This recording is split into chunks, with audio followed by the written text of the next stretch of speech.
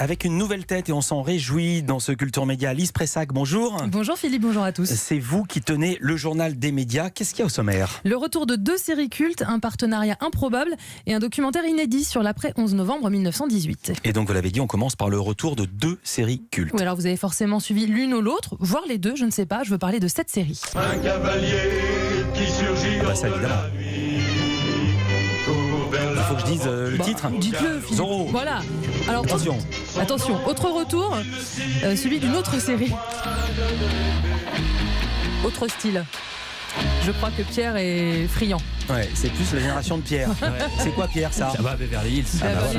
Bon, on va commencer par Zorro, la série culte américaine diffusée entre 1957 et 1961. Alors l'histoire Don Diego de la Vega qui quitte l'Espagne où il faisait ses études pour rentrer en Californie.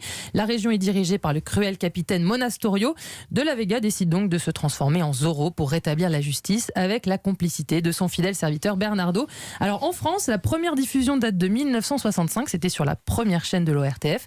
La série a ensuite été rediffusée en 1974, en 1979 et elle est ensuite revenue en 1985 dans l'émission Le Disney Channel sur FR3. Ça s'en va et ça revient. Oui, elle est partie et elle est revenue. Non, c'était juste pour le ça a plaisir, aucun Philippe. rapport avec Zorro, Aucun rapport. Elle est partie. Ça, c'est le 11 novembre, Elle est ça se partie. sent. Elle est revenue sur France 3 en 2008, diffusée 11 ans sans interruption avant d'être déprogrammée le 25 août dernier. Et elle signe donc déjà son grand retour sur France 4 cette fois. Elle n'aura même pas eu le temps de nous manquer. Les 3 premiers épisodes de la première saison ont été diffusés hier soir. Les autres suivront 2 par 2 chaque dimanche soir. La série compte 78 épisodes de 25 minutes et 4 épisodes de 50 minutes tournés en noir et blanc à l'origine, puis ils ont été colorisés en 1992. La diffusion, ça c'est de circonstance. La diffusion devrait durer moins longtemps en revanche pour l'autre série culte qui fait son grand retour. Bah oui, je vous en parlais. Donc plus de 20 ans après la fin de la diffusion de la série Beverly Hills, les voilà de retour avec quelques rides et quelques kilos en plus, il faut le dire. Kelly, Brenda, Brandon, Steve, Donna, Andrea, David, avec un grand absent évidemment, Dylan, interprété par Luc Perry, décédé d'un AVC en mars dernier. Alors le premier épisode de cette nouvelle version lui a d'ailleurs rendu hommage, c'était hier soir sur TMC. Alors ce n'est pas une suite de Beverly Hills, mais c'est plutôt une satire. En fait, ils jouent leur propre rôle en se moquant d'eux-mêmes, donc ça peut être savoureux. L'intrigue, c'est en fait leur vraie vie, devenue plus ou moins reluisante, on va pas se mentir.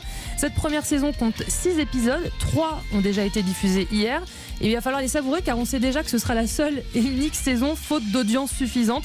Aux États-Unis, le premier épisode avait cartonné sur la Fox avec près de 4 millions de téléspectateurs qui sont partis semaine après semaine pour n'être plus que 2 millions devant le 6e et dernier épisode. Alors je sais pas si ça a fonctionné, Pierre. Et bah, plutôt pas mal. 765 000 personnes devant TMC hier. Quelques nostalgiques des années 90, je pense. Vous étiez aussi nostalgique, c'était réussi de les voir ou pas ?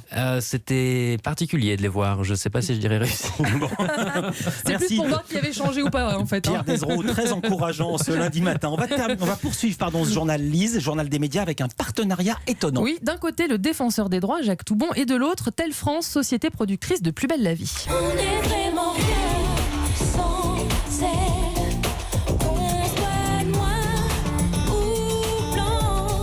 Et donc à partir du 19 novembre, les téléspectateurs de l'ensemble des chaînes de France Télévisions pourront découvrir des spots à l'initiative du défenseur des droits. L'objectif, c'est de faire connaître ses missions. Et pour cela, il a donc sollicité des acteurs de Plus belle la vie, histoire de toucher le plus grand nombre. On le rappelle, le feuilleton de France 3, qui a fêté ses 15 ans en septembre, rassemble chaque soir plus de 3 millions de téléspectateurs en moyenne. 8 clips mettant 11 acteurs de la série seront diffusés. Dans l'un d'eux, on voit la petite Lucie Bauer se jeter sur un paquet de gâteaux en rentrant de l'école. Alors son père, Jean-Paul Policier, se demande si sa fille a bien mangé à midi. Eh bien non, les plats proposés à la cantine n'étaient pas adaptés à ses allergies. Voilà, c'est la fin du spot. Eh bien si cela arrive à votre enfant, sachez que vous pouvez demander aux défenseurs des droits de s'emparer de cette cause, de se tourner vers votre municipalité pour défaut de cantine scolaire. Et oui, ça fait partie de ces missions. Ça fait plusieurs mois qu'un accord a été dans les tuyaux entre Jacques Toubon, France Télévisions et donc Telle France, qui est société productrice de Plus belle la vie. Et cet accord est désormais donc signé. Enfin, 11 novembre oblige, les chaînes de télévision sont à l'heure des commémorations. Et oui, alors la cérémonie officielle sera à suivre dans quelques minutes sur France 2. France 3 organise quant à elle une soirée spéciale avec la diffusion de 2 documentaires, Occuper l'Allemagne, 1918-1930 de Jérôme Prieur, et juste avant, à 21h05, Après la guerre, l'impossible oubli de Gabriel Le Beaumain. Le documentaire s'intéresse en fait aux tout premiers instants qui suivent l'armistice du 11 novembre 1918. Les 5 millions de Français qui s'apprêtent à quitter le front ont la conscience très forte d'être des survivants.